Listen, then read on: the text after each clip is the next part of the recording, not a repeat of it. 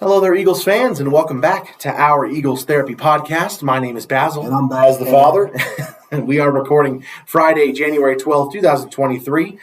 So 3 days before the Eagles' wild card matchup against the Tampa Bay Buccaneers, facing them for the second time this season. Dad, we're feeling better, but not great. What do you got for me? Well, you're getting up for the playoffs, and that's I think it is. We could take a step back and just say, okay, half the teams in the league are not going to have a game to watch this weekend, True. Right? Yeah, little less than half. Less than half, yeah. But so we got that going for us. There is a few positives for me. We don't play Saturday, which is to me has always been a jinx.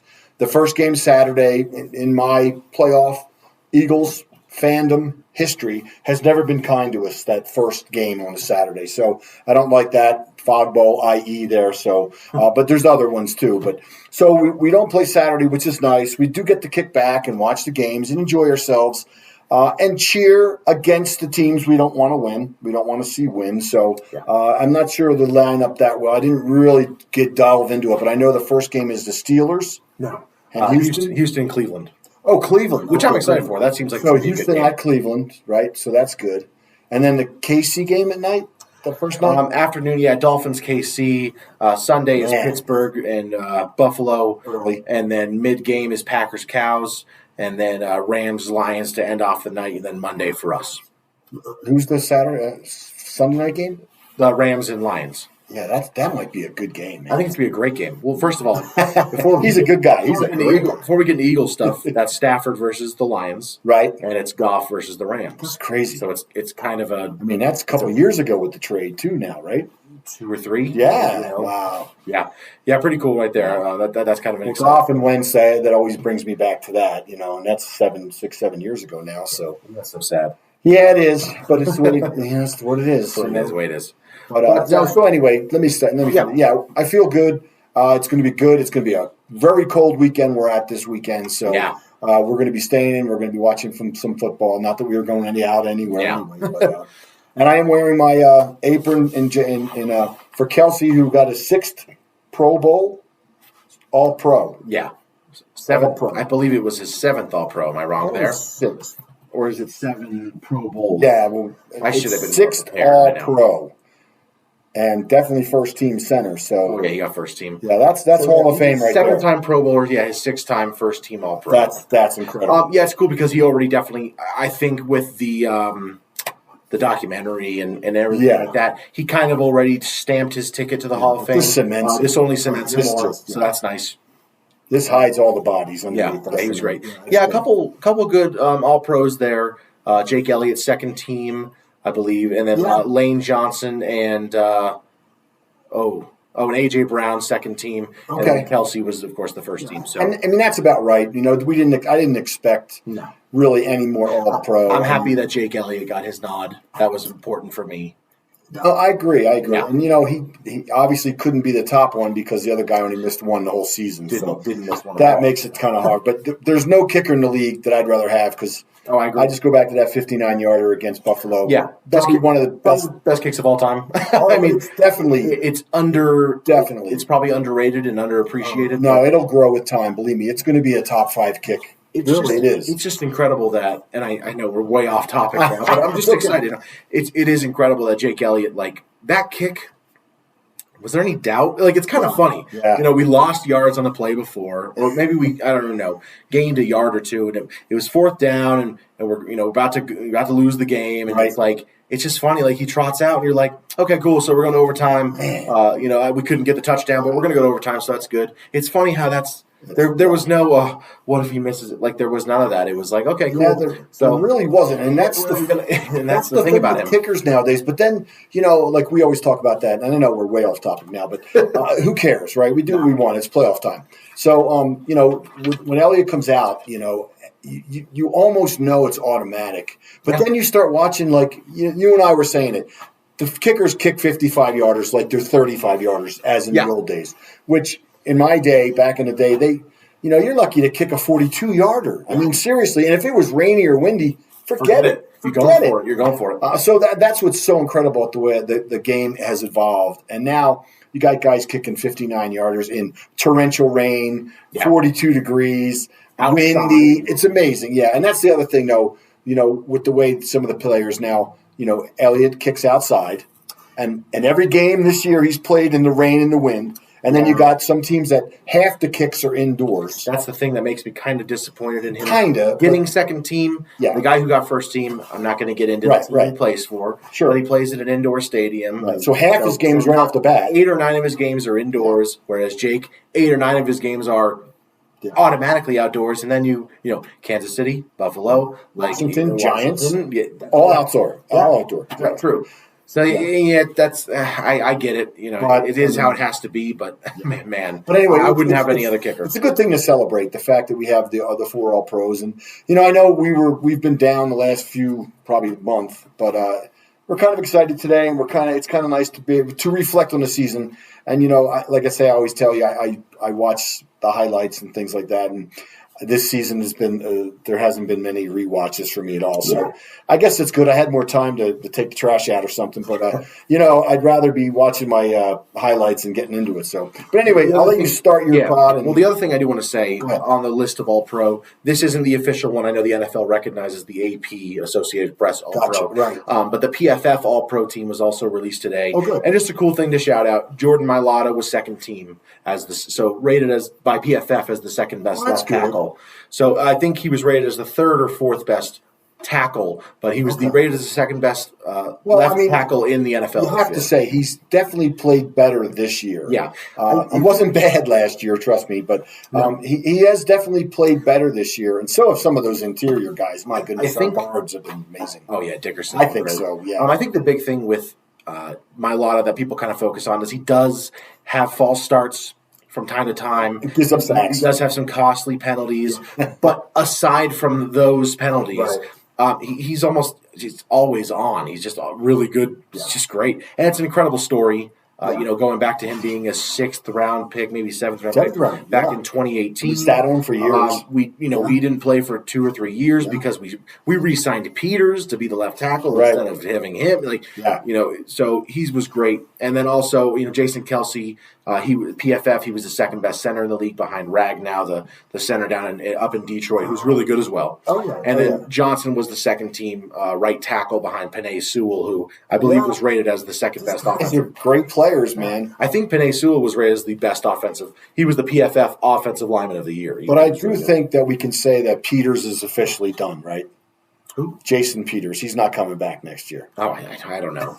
Is he still playing? He's on the Bears? He was on Seattle. We saw him for a play or two, and then they pulled him back out. But hopefully he can ride off into the sunset. And call it a year. So just a cool thing to see that Mailata, I know it's not the official whatever, but still kind of cool to see him get his. It said Kelsey was second team on the PFF. Yes, yeah. It's so we don't believe that one. Okay, let's actually get into it. Okay, go ahead. The Eagles. Oh, actually, before I even do that, as always, we'll give a plug to the club. 10 minutes into the video. We are a part of the Philadelphia Eagles fan club in Colorado Springs. It's the page name on Facebook.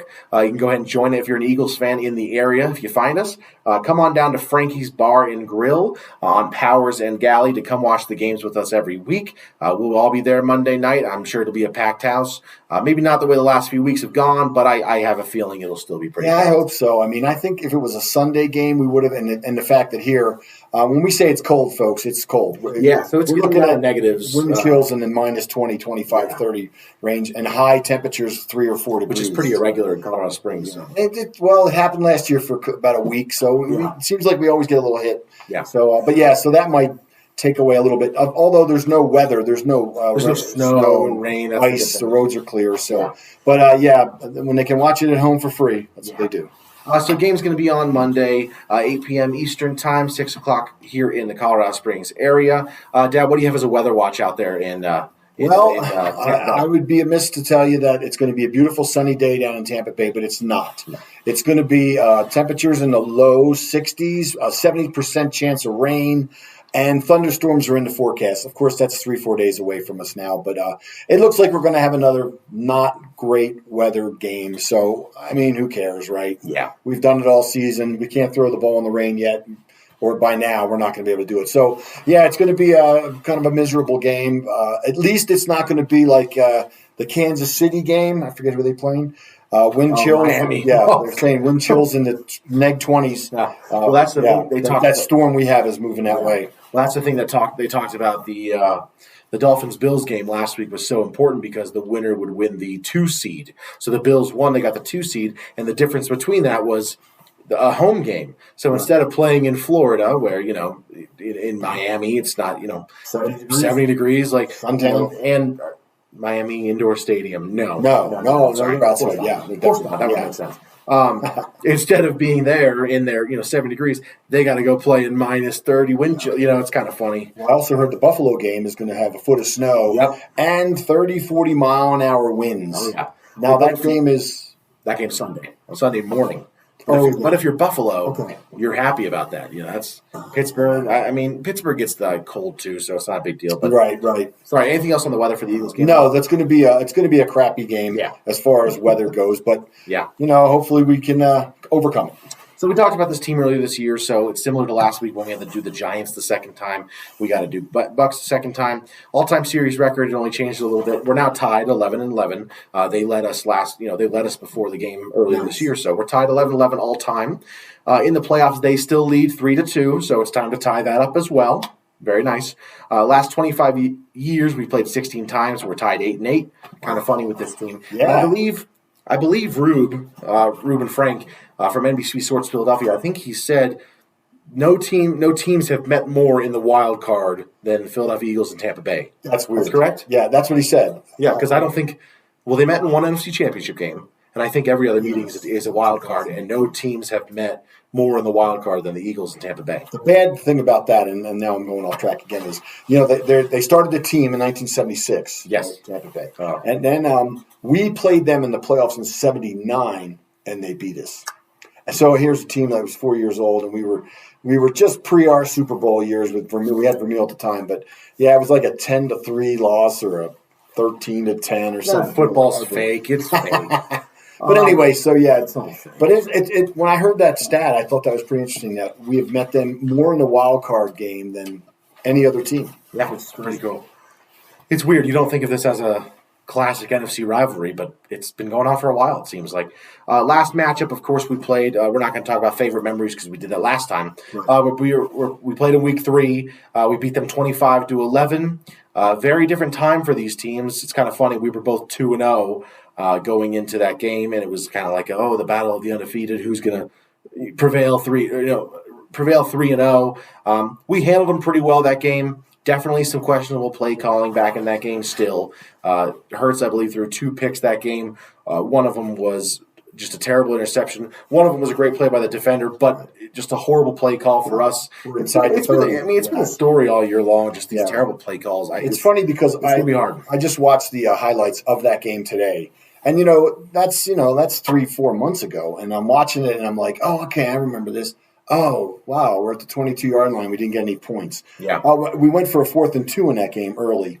At their 30, their 25, and didn't get it. We didn't try the push. Then we were at the goal line, and that's when one of the plays, it wasn't a push. Fumbled it. He tripped and fell down. Yeah. It was just – it should have been 38-3. Yeah. So, Swift, that was one of his best games of the season. 16 rushes for 130 yards, 8 yards per carry. No touchdowns, of course. Because he doesn't get touchdowns when they're in the red zone. AJ, that was his kind of breakout game for the season. Before that, he wasn't doing too well. He had 131 yards against the Bucks. And then Olamide Zaccheaus, he had that great touchdown against the Bucks. Remember that great throw across the body, like to get to the backside of the kind of his back shoulder? Today. And Hurts he had guys all around. He just stepped up at the right time and threw it right before he got hit. It's beautiful. That game, or that play at least, it's the opposite of what we've seen Hurts do all year. He has escaped the pocket. He's run away. He's kind of, ran away from the pocket before it's broken. He's gotten away from, he scrambled out, and you're like, well, no, the pocket wasn't broken. It was clean. You didn't need to run out. And then, of course, like we said, when he rolls out, it's plays over. For some reason, no one can scramble. No one knows how to get open for him, and he just can't find the field when he's scrambling. It's a hot read situation. There's never seen what we always hot routes, we do end up keeping a running back in for blocking most of the time, and for some reason either they don't know how to slip out and behind the line. On where the linebackers were, and get a little over screen pass or a little. We don't do that. I don't know why. Yeah. It's been open for the last month over the middle, because they're blitzing 10 guys at a time, and we don't know how to pick up the blitz. So, but hopefully we can overcome that. Yeah. Dad, Eagle that you're most looking forward to, what do you got? I haven't had a very good track record, but I was thinking earlier. When I was watching the Bucs highlights, I remember thinking to myself, now, no jinx, right? I'm not going to jinx. Do you not want to choose a player? All right, I'm going to, Goddard. Where is Goddard? I'm watching that highlights of that game, and it seemed like Goddard was the hot read, or he was the dump-off guy. And I don't know how many catches he had in that game. 5 for 41. Yeah, not bad. But it just seemed like he had a couple of those laser passes over the middle and got 10 or 15 yards a pop.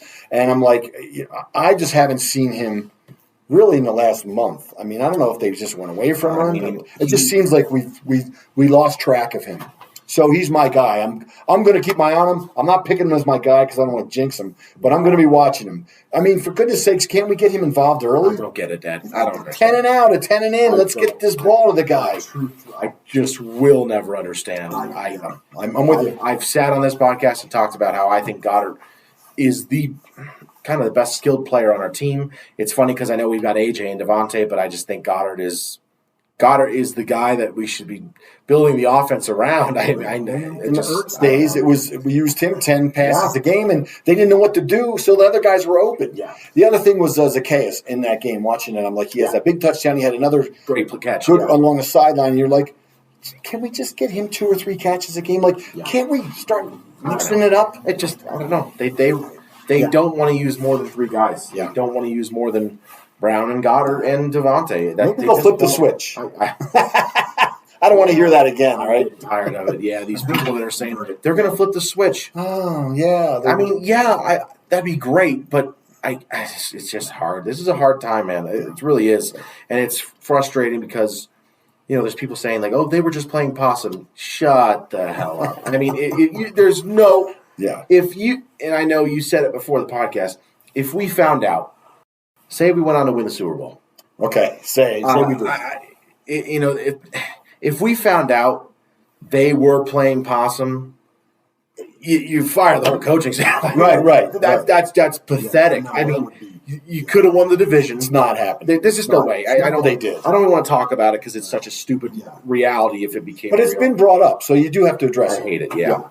I don't have an Eagle I'm most looking forward to. I don't know. I guess I'm looking forward to AJ because I'm mad at him right now, and we'll talk about that more in a second. Matchup of the game. What do you got, Ted? Well, the offensive line again. Last time we ran all over them, or at least we ran pretty well against them. And, just in watching those highlights, you kind of go, man, what happened? Why did we get away from what we were doing? So, I want that offensive line. They don't, from what I've heard, they don't have really good pass rushers. Nope. They have a good defense, and they're going to blitz like crazy. It's been 3-4 weeks now that we've been getting blitzed like crazy. They got to pick it up. They got to figure it out, or we're done. The offensive line has not looked great, even though we've got the Pro Bowls and the All Pros and all that. That's weird. But you just hopefully we can start scheming a little bit better, and maybe look at that tape of that game and say, let's do that again. Yeah. My matchup of the game is going to be. I don't know. I wasn't prepared. These guys These guys have the worst rushing offense in the league. They're 32nd in rushing yards per game. We've heard that though. I mean, if we can't stop the run here, we got to have serious talks about these guys in the middle that we just drafted back-to-back years in first-round picks. I know they're young, so there's time to grow, but we're playing against the worst rushing offense in the league, 32nd. I mean, literally 30. There's 32 teams. They're 32nd. Right. Right. If they run on us, we've got to. I don't know. I can't. I'm too mad right now. No, and I did hear, they're running. They have some decent running backs. One of the running backs is really good out of the backfield. Yeah, he's good at catching. So let's stop the run right away, and then if we need to drop, we'll drop. But just shut the run down like we did the first time we played him, and make him one-dimensional. Baker's a little bit hurt. We saw him limping around last week. I saw him get hit. I don't know how many times last week. He was getting hit the whole game. Like when we watched that Panthers game, or the Bucs-Panthers game, oh my gosh, he was getting – I was like, dude, they might need to pull him out. Yeah, like, he was getting destroyed. They were. He was getting – it was bad. I guess the run game, you just got to stop the run. They're the worst running team in the league. If we can't stop them, we've got to start rebuilding the defensive line again. I don't know. Going into Bucs team stats, so I talked about that. They're the worst offensive running team. Total yards, they're 24th, 326 a game. Passing yards, they're 17th, 224 a game. On points, they're 20th with 20.5 per game. They're tied for 10th in third down percentage at 41.5, so that's not good to see because we're the worst defensively. Yes. Defensively, they're 23rd in yards. They allow 364. Passing yards, they're 29th. They allow 248. They're really good against the run. They're 5th. They allow 95 yards a game running only. They're really good against the run, which is weird. It doesn't make sense sometimes. We ran all over these guys, but it's a tale of that. Just shows you it's a tale of two halves of the season, right? In the sense of early on, who was the best running defense in the league? Right, the Philadelphia Eagles. Yes. In the last 6 weeks, who has been the worst running defense in the league? The Philadelphia Eagles. Like 7 weeks, it's kind of funny how it works. But here's a funny thing I heard the other day, which it kind of made me think because I always tell you, somebody's hot early, and he's going to the Super Bowl. They're 7-0. It's not the way it works. Yeah. But one of the guys I was watching, and they said to him, "What did you learn this season?" And it kind of hit me hard. He said, "I learned that every game matters." Where they really, you don't think it does. Like you're like, win a game here. They need to. Every game matters, and we, our fan base, knows exactly what they're saying. Yeah. These games that we thought were going to be throwaway games at the end of the year became the games that mattered the most. That ended up losing us the division. Yeah, for sure. Yeah. Handed it away. And then in the points section, they are tied for 6th. They're really good on the defense side as far as like rushing yards and points. They only allow 19 points a game. Pretty darn good. Third down percentage, they're not great. They're 23rd at 40.9. So not the best there. But this is a defense you can run on. This is a defense you can pass against. They don't have that great of a pass defense. They do have a great safety in that Antoine Winfield. I believe I think he's the first team. I was going to say, I bet you if he wasn't, he's second team because he's definitely had a great year. He's really played well. Yeah, man, it's so funny. Rushing yards, our defense is 10th and only 103 a game, but it just shows you how early on, right? How much it helps to you know what I mean? Like early on, because we were first, it didn't hurt us that much. 60 yards a game rushing. We were shutting down teams, and once you do that early on, then they have to throw the ball, yeah. Okay, so going over to there was no roster changes to speak on. So we are recording Friday, so tomorrow is the finalization days of roster and pull-ups and injury report and everything. So we are behind on that. We're ahead on that. So we don't know the official outcome of all that sort of stuff. But I did want to talk about some snap counts, Dad. Who do you think? I have the full season snap counts. Oh wow! What offensive player do you think played the most snaps this year? Offensive player, yes. Now we're not skills. Well, no, because they're out sometimes because they have to AJ. I would say Kelsey, Mailata, Dickerson. Well, he was in second guess, so good job, Jordan Mailata. Yeah. He played 100% of the offensive snaps. He played every single offensive snap this year. Even Kelsey missed a couple. Yeah, well, something in one game. No, but they took him out against the Giants. Well, that's last right. Week. You know what I mean? And a few weeks before, I believe. He got hurt in one game where he came out for one play. And went back in. I remember, we gasped when he missed. But they took him out last week, right? And if we had a blowout earlier in the year, they took him out, but that didn't happen, so never mind. But Kelsey still played 96% of the snaps with 1,108 snaps. But yeah, Mailata topped us out. Right. Top four, 3 of them were offensive linemen, and then one was Jalen Hurts, of course. Devontae and AJ all playing over 1,000, and then Lane Johnson was just below 1,000 at 981 because he did miss 2 games. Well, I'm sorry, he missed the Bills game, but he came out during the Jets game, so that's the big one. But other than that, pretty normal stuff there. Sure. Defensively, who do you think played the most snaps this year? I'm going to say Blankenship. Fletch. That's defensive line. That's a rotation thing. Yeah. DB, Slay until he got hurt, so that doesn't really matter. So, Reed was second with 943. You got to remember he did miss. That's right, he did. He left one game and he missed the whole other game. Yes, you're right. I think he missed the Tampa Bay game, if I think about it, but I'm not too sure. No, he made a great tackle in the Tampa Bay game. Okay. He caught a guy behind the line of scrimmage. Anyway. Okay.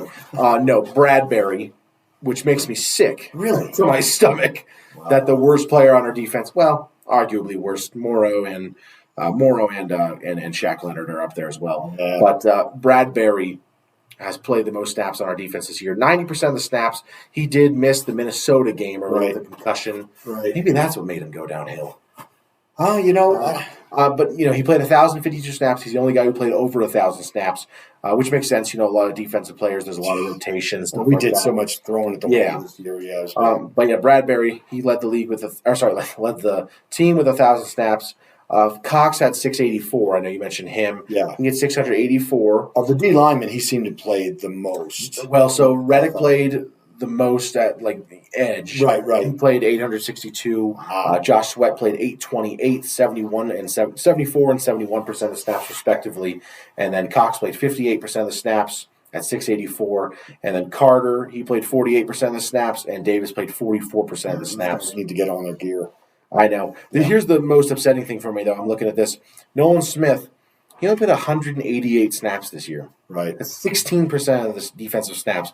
Put it this way, I know he's in a rotational position, so his and he's a rookie. But Justin Evans and Keely Ringo played more snaps than him. Right. Justin Evans got hurt week 7, right. 8, week 6. Right. And Keely Ringo, he didn't start playing till halfway 4 weeks ago. 4 weeks ago. I mean, they played more snaps than Nolan Smith. So before we start bashing on the Nolan Smith pick that I know a lot of people have been doing. Yeah. He's played less snaps than guys who have only played half of this season. They must see something. No, I'm sure they just don't want to hurt him because of the shoulder injury he was having. No, but you got to play these guys to get some experience. But and I've been pulling for him all season. You know that I even picked him a few weeks to be my player of the game, and he had 1 sack I think, and he really only a couple hurries. I mean, he really hasn't been what we were hoping as a Micah type player, but it hasn't happened. Who do you think has played the least offensive snaps? Quez, Penny. Penny. So he was third least with only 31 snaps this year. That's who? Penny. Yeah. Below him was Noah Togiai. He was the second least with only 7 snaps. Right. And then this is confusing, and I need to look into it and figure out why. Reed Blankenship, it says he played 3 offensive snaps. I don't know what that means or why. Punt team, maybe? But that's special teams. Yeah. Did we go for it 3 times? Because that becomes an offensive snap. Right. If you go for it. Right. But we went for the 1 punt that we went for it. Right. Did we do anything else? I don't know. We didn't do any other trick play. So why was he in on 3 offensive snaps? That's weird. It is really funny, but I don't know. Yeah. Confusing to me, but that's all right. There's a snap counts for you, just a little overview. Well, we knew Nolan Smith was low because we were talking about that the whole season. Yeah. Where Sweat was Barnett was not doing anything. Sweat hasn't done much either, but Barnett wasn't doing anything. So we were like, hey, let's take Barnett out. Let's put in Nolan Smith. Well, we traded Barnett cut him 5 weeks ago, 6 weeks ago. I don't remember. And he had 99 snaps with us. Nolan Smith only had 188, so he still didn't even have more than 100 than Barnett on the season when that guy was traded away over about half a season ago. What did we get for him? Is anything good or just no? We cut him. Just trying. I thought we were going to. Yeah, we cut him. Well, I know we couldn't trade him. That's true.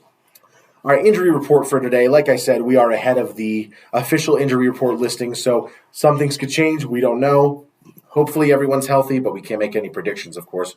Reed Blankenship, he did not participate today because of a groin injury. Something to keep an eye on because that's very worrisome because we already lost Sidney Brown. So, at the safety, they're probably going to be bringing Avonte Maddox back to play safety. I think I saw that today. I don't know if it's confirmed, but it looks like he'll be playing safety. A.J. Brown did not participate with that knee injury.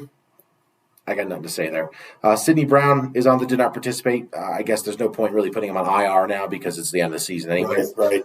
Britton Covey was a limited participant with his groin. I'm sure that's just kind of a chill out thing. And then full participants, good to see Jalen Hurts was a full participant with his finger issue. I heard he was throwing the ball again today. Okay. He had not thrown since Sunday, so that was the big thing. So they said he looked good throwing it. I think Dave Zangaro of NBC Sports Philadelphia said he's looking good throwing the ball. Some of the other players saying he looked okay. Jordan Mailata didn't want to comment on it. He got asked about it. He said no comment. Next question. That's right. Darius Slay, full participant, going to need him back. With him back, Ringo's got to start opposite him, right? I just can't. So. We just can't have James Bradbury on the field. Here, the guys talking about Dave and Rube were talking about possibly moving Bradbury into a safety type situation, not playing back, but just keeping him on the field, but putting him in an area where you can kind of hide him. And then they said, well, the Bucs will find him. So. Yeah. I mean, against this wide receiver core with Mike Evans and Chris Godwin, I can't have him on the field. It's got to be Ringo and Ricks playing over him. I can't. He just cannot be on the field. I agree, Smith, man. He's been awful. Yeah, it's just terrible. Devontae Smith, full participant with his ankle injury, looking good. Good to see him coming back. And DeAndre Swift with illness again as a full participant. He's been practicing all week, so I don't think that's a full-on. We do have the extra couple days. We could have played Saturday, so we have an extra 2 days to – they got to fly down to Tampa, but that's okay. The weather's not so cold. It's been real back east. It's bad too right now. Yeah. Let's talk about this A.J. Brown stuff, Dad. Go ahead. I don't know much about it, but go ahead. Me neither. It sucks because I was at work all day today, so I kind of get bits and pieces of it. But A.J. Brown deactivated his Twitter account, and on his Instagram deleted all Eagles and football related images. A lot of fans are speculating and saying, and other fans from other teams thinking that he'll be traded in the offseason and stuff like that. A lot of Eagles fans are, trying to kind of rally and be like, he's just focusing. He's bearing down, and hopefully that's it. Yeah. But it is worrisome to see. I know on this show we've talked about him a few times this year being, what they call diva-ish behavior. Yeah. I don't like to call him that because I don't think he's anything like He doesn't T.O. play like that. I don't think he's anything like T.O. No. I know that's the big comparison. T.O. I don't think he's anything like that. I don't know him personally, so obviously I can't speak on his Kyler Murray did the same thing, remember? And everybody freaked out. He's still playing for him. Yeah. So I don't know. Hopefully it's nothing. Hopefully maybe he's just going, you know what? I'm tired of these comments and questions about my injury. Exactly. Shut it down. I know you've been on Twitter writing stuff all day about him. No. I would never do that. Hopefully everything's good there, but I don't think he's anything like T.O. Again, I don't know him, but the things I've heard and from some of the team players and stuff like that, I just don't think it's the same. Right. You got anything else on the Eagles? Well, I do want to say that one of the things I really would like to see, or that we need in this game, is we need some big plays early. I don't know if it's a Davis tackle behind the line of scrimmage or turnovers are nothing. We don't get them anymore. So, but just some big play early, and that's what I'll be looking for. Something positive early. We need positivity. We need something good to happen. Then it's possible. 3 and out on the first drive, I might just order a 6-pack to go. I don't know. Yeah. All right, cool. Yeah, well, in other news, I'll jump over. Is that not what you wanted to hear? I got nothing else on this right now. I'm just kidding. I'm excited. I mean, it's like you said, it's playoff football. It's an extra game, and that is something that we do. You do have to bring some positivity into it. I know it's hard to be positive as of late, but there is a positive side to it. We get to watch an extra Eagles game this year. Playoffs. That's the goal. Well, that's what I'm saying. We get to watch an extra Eagles game this season. That's awesome. That's a gift. And the thing about this, we've gotten an extra Eagles game the last 3 seasons. Now, last year, of course, we got a few extra because we went on to the Super Bowl. Yeah, but, this year we get one. Last year we got a few. The year before that, we went to the playoffs as well. We got an extra one then, even though it was one most of us probably don't want to ever watch. No, but that's the goal. The goal is to get an extra game for your team. It's cool. When you get an extra game for your team, it's fun. I mean, there is a positive side to it. And we've been very, we do take it for granted sometimes.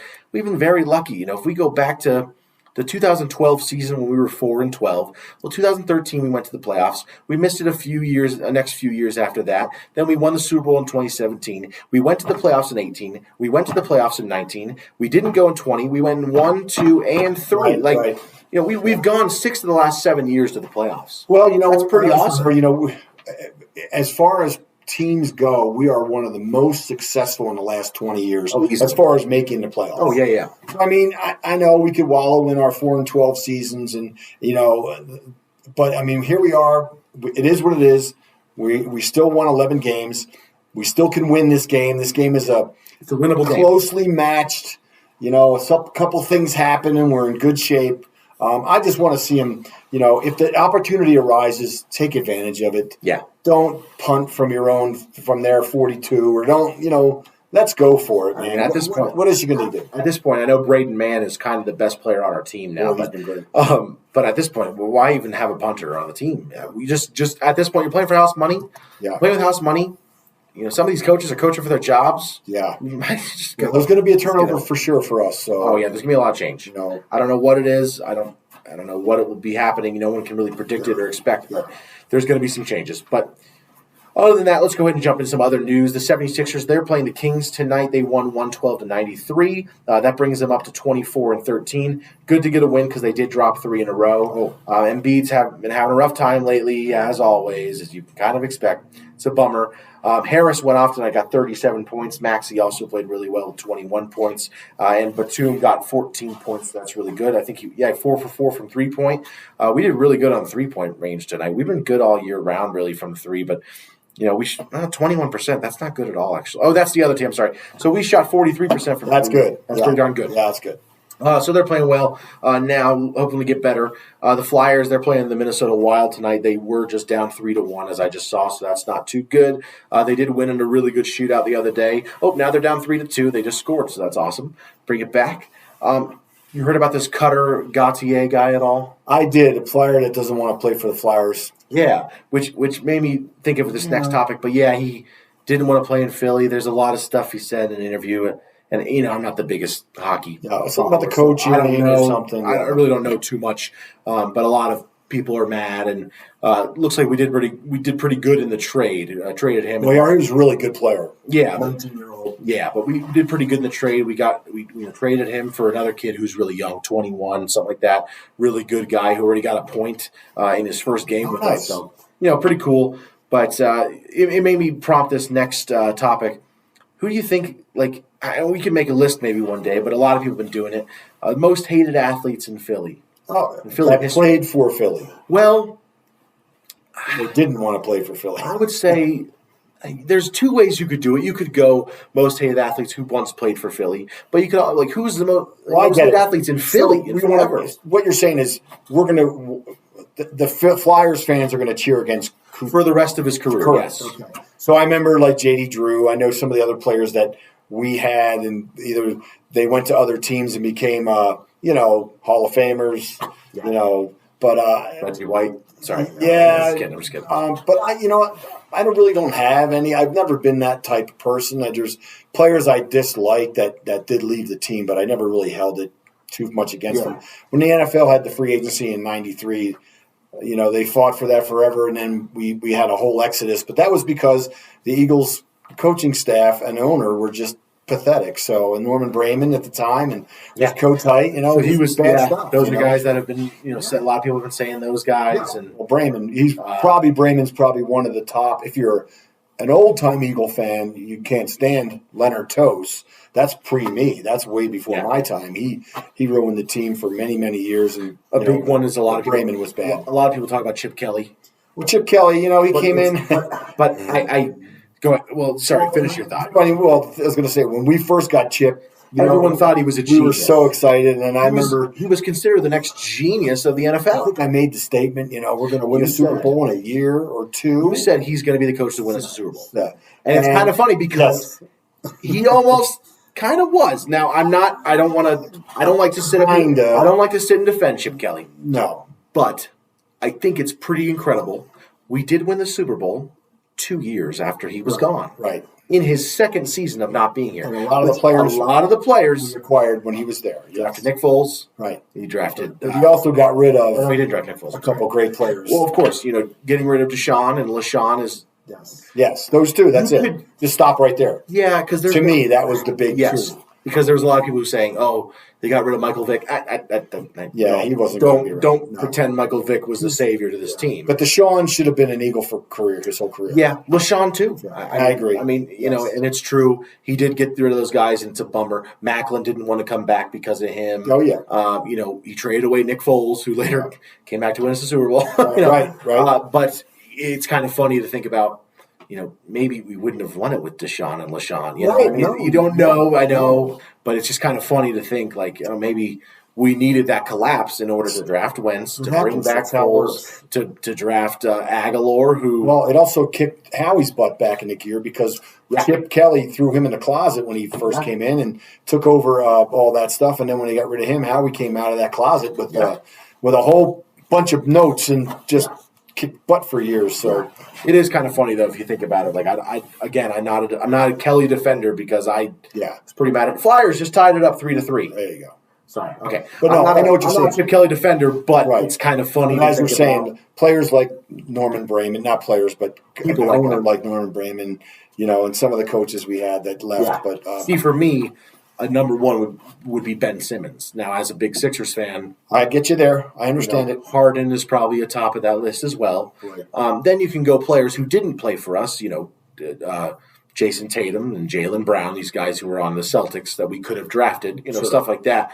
But Ben Simmons is probably a top 10 for most Philadelphia people, whether they're a Sixers fan or not. They know the story. Know the story. Yeah. How could you not? For sure. Yeah. People put Carson Wentz on the list, and I hate seeing that because when the Rams and the Niners were playing the other day, man, I was huge, man. I was cheering for Wentz. I'm cheering my butt off for Wentz. I love that guy. Yeah, I do too. I know it sucks the way it ended. It wasn't good, and maybe he's not that good of a guy in the locker room, and all that sort of stuff. But he was pivotal to my team winning their first ever Super Bowl. That season was magical too. So. Absolutely, and he was the best player in the league. 4/5 of that team, at the time.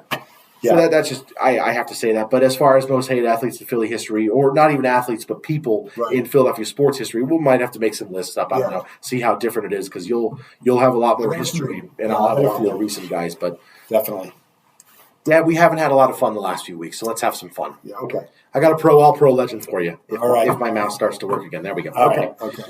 This gentleman was drafted in 2008 in the second round with the 49th pick overall. He played at University of California. He was with us from 2008 to 2013. Come on, dude. You've already talked about this guy. Then he was traded. Come on. All right, give me the stats. Then he was traded to Washington, traded to Tampa Bay. Okay, fine. I'll give you the stats. So, starting off with us, in his career, he had 11,263 receiving yards. For us? No. Okay, over. Okay. 58 total touchdowns in his career. Pretty good career, right? 11,000, 58 touchdowns. How many punt returns?